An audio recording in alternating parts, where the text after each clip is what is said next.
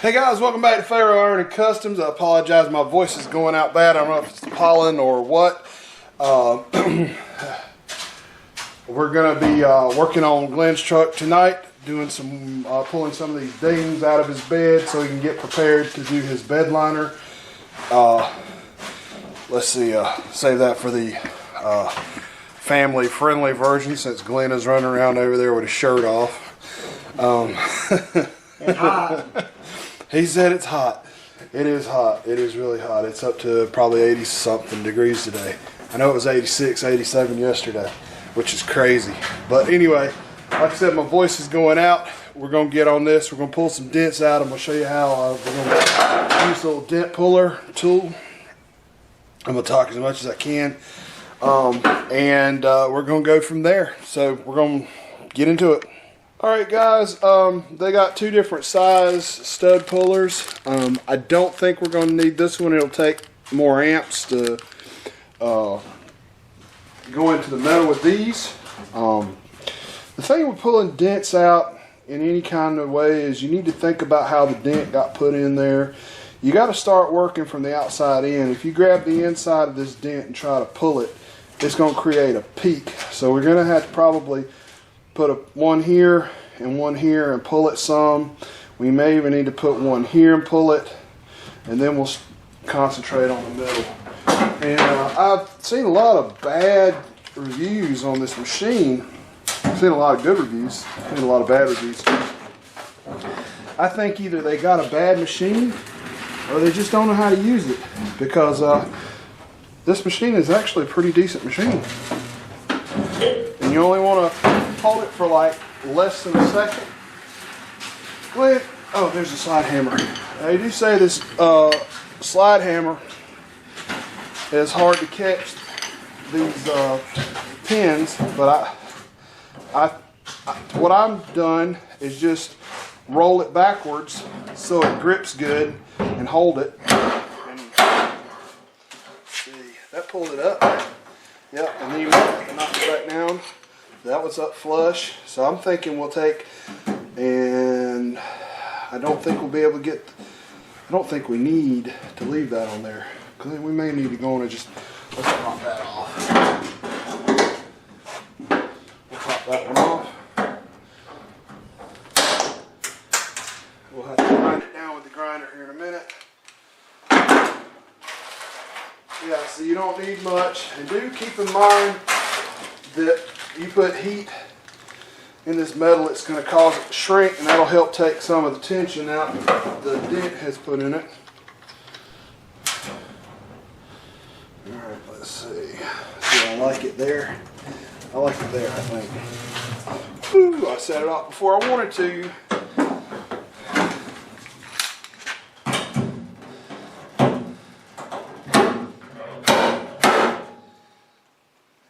There we go. That looks good. We got just a little bit right there. I'm probably going to hit it one more time right in there, but that dent is almost out. A little bit of body filler, and that is good. We're going to work on that and we'll be back. Alright guys, we had kind of a change of plans. We're going to try to get these stake pockets done over the course of the next couple of days. We talked about it. I think we're not going to actually bed line this inside lip, so that's going to allow us to wait until we paint the truck to do the body work up here. He does want to go ahead and get the stake pockets done, so he's measuring to cut out some pieces of metal. I'm going to take the dent puller and we're going to try to get that stake pocket up. I told him there's only one stake pocket on the whole truck that's not bent. But the truck is 31 years old now, so, and 32 years old, that's right. 3 more years he's not going to need an inspection on the state of North Carolina. So, let's see. This one here, we're just going to go for it right in the edge.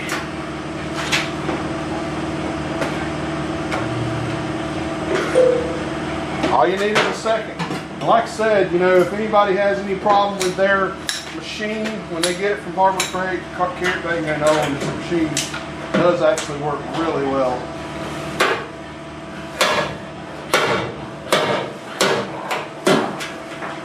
And the dent puller works really well too. You just got this kind of a little bit on the you know, complicated side to use maybe. Are we up high enough there? We're high right there. And I left my good hammer at the house. And this is like anything you're trying to modify. You need to go ahead and make sure you get your panel straight before you try to modify it. It'll be a whole lot easier to get it straight before you modify it. I think I'm actually going to, it's a little low right there. It's high right there.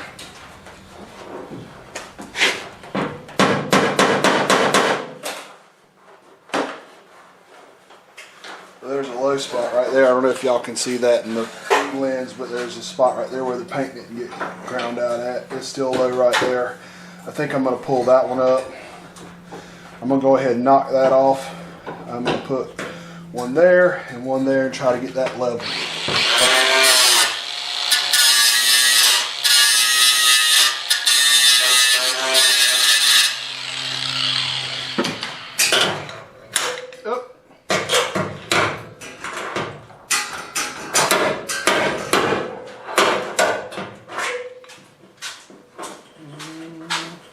Hold it too high.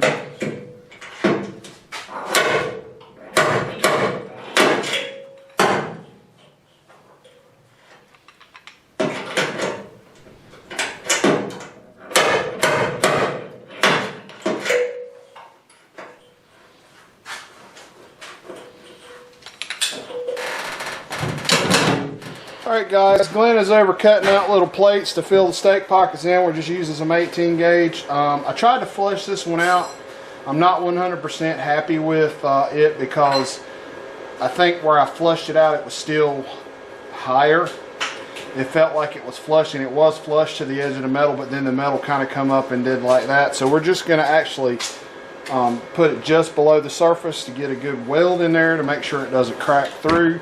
And we got to come over with a skim coat of Bondo anyway. So I'm going to show you that. We're going to switch camera angles, and I'll get over here and we're going to tack the other one in.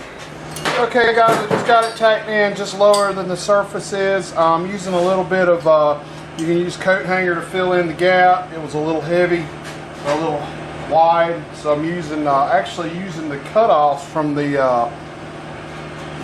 dent pullers that we used. I'm just trying to not create a whole lot of heat in this panel.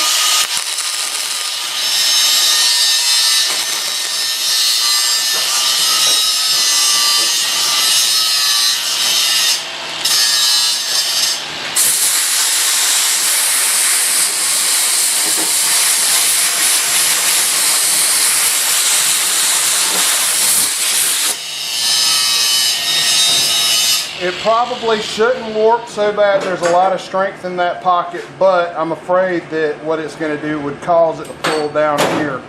So we're going to keep it cool, keep it room temperature.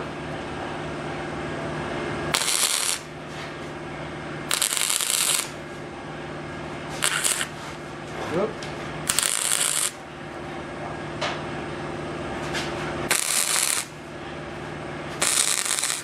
It's interesting welding with this flux core welder with no sealant.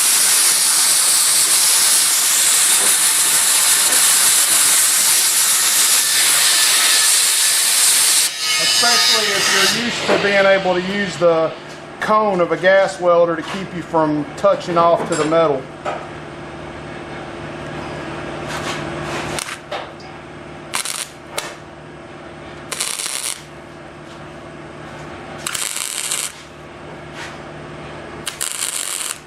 And I'm not looking at the weld. I'm just pointing the wire and pulling the trigger and holding it for a second.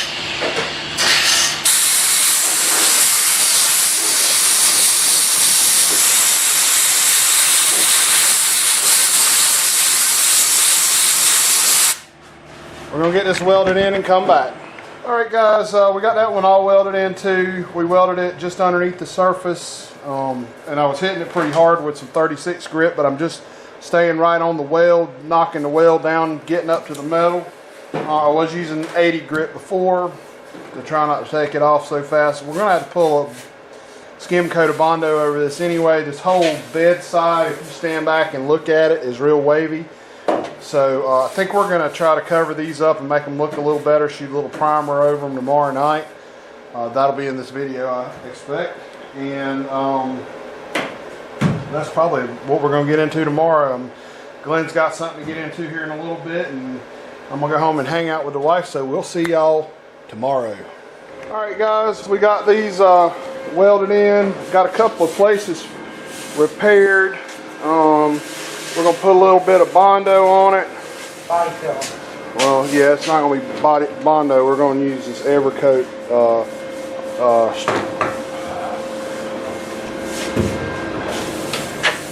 in here, and we're gonna fill these in and get them leveled up a little bit, and maybe put a little primer on it. I think Glenn's talking about maybe doing a little bit at a time, and maybe sometime in the next 12 or 18 months paint this thing. So right now we're just trying to get it to the point where he can put the bed liner in it, trying to fix some of these big dents and fill these top, things that we might mess up the bed liner. I don't think we would, but never can tell. So we're getting this knocked out, and it's just one thing less we're gonna have to do when we do get to the point where we're fixing the body and painting it. So anyway, we're gonna put some body filler in and come back. All right, guys, we got the Bondo, or the fill, put on. It's kind of a humid day today, or it's humid outside. It's not really humid in the shop too bad, and it's down to 40. I think yesterday it was 86, and today it's like 45 degrees. So it's probably going to take about an hour for that to dry. Probably going to come back on Sunday and just block it down, knock it down, so he can put a little primer over it and rock on with it. And so that's going to be it for this video. I think the main thing is talking about this Harbor Freight dent pillar stud welder. Like I said, if somebody's having problems with it, they just need to go get another one. It's a good machine. It works. I've seen some reviews that said it doesn't work. It does. It absolutely works, and it's hot. And if you hold it for more than a second, it's gonna burn a hole right through what you're working on. So anyway, like and subscribe. Maybe next time we get in here, it'll feel a little better. Got a little work done on Valerie's car today. Gonna work on her car the rest of the weekend. It's a long weekend. So like I said, I'll talk to y'all later.